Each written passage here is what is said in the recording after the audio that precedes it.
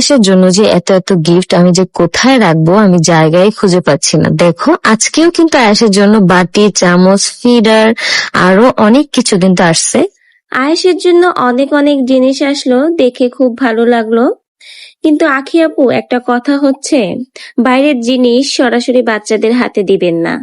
আপনি যে এই যে প্রোডাক্ট গুলো খুলে আয়াসের হাতে দিচ্ছেন আর আয়াস সেগুলো মুখে দিচ্ছে, বাইরের জিনিসে কিন্তু অনেক জীবাণু থাকে, এজন্য বাচ্চাদের হাতে দেওয়ার আগে সেগুলো ভালো করে ওয়াশ করে দিতে হবে।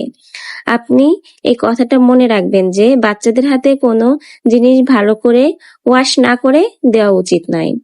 আর আরেকটা জিনিস দেখলাম, আপনিও যখন প্রোডাক্ট গুলো খুলছেন সেগুলো মুখ দিয়ে খুলছেন। প্রোডাক্ট গুলো এভাবে মুখ লাগিয়ে না খুলে যদি একটা কেচি বা একটা ছুরি দিয়ে আপনি কেটে প্রোডাক্ট গুলো বের করতেন তাহলে মনে হয় ভালো হতো। বাইরের জিনিসে জীবাণু থাকে, তাই ওয়াশ না করে আয়াসের হাতে না দেওয়াই ভালো। আর কোনো জিনিস বাইরে থেকে আসলে এভাবে মুখ দিয়ে না খোলাটাই আমার কাছে বেশি ভালো মনে হয়। তো আয়াস বাবু কি কি প্রোডাক্ট পেলো আসুন আমরাও দেখে নিই।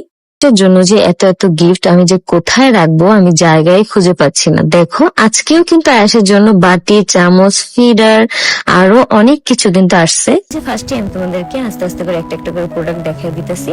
এটা হচ্ছে মাম ফিডার, এটা দিয়ে হচ্ছে আয়েশ মাম খাবে। তারপরে হচ্ছে দেখাবো এই জিনিসটা, এটা হচ্ছে বাবুদের জিহ্বা পরিষ্কার করতে সাহায্য করে। এখন কিন্তু বাবুরা দুধ খাওয়ার কারণে হচ্ছে জিহ্বা একটা সাদা সাদা আবরণের মতো পড়ে, সেটা কিন্তু পরিষ্কার করতে সাহায্য করে। এখানে হচ্ছে 2টা চামচ আছে, যে চামচগুলো দিয়ে তোমরা সুজি, দুধ, খিচুড়ি সব ধরনের সবকিছুই খাওয়াতে পারো, বাবুরা কিন্তু কোনো ধরনের কোনো ব্যথা পাবে না। আর এই বাটিটা দিয়ে হচ্ছে আলু, তারপর হচ্ছে খিচুড়ি আর এভরিথিং তোমরা সবকিছু আর কি ম্যাশ করে খাওয়াতে পারবে বাবুদেরকে, যাতে একটু একটু দানা দানা থাকে, কিন্তু বাবুদের কোনো ক্ষতি হবে না। আর এখানে দেখো আয়েশ একটু পর পর আর কি দুষ্টামি করতেছে, সেটাও আর কি তোমরা দেখো।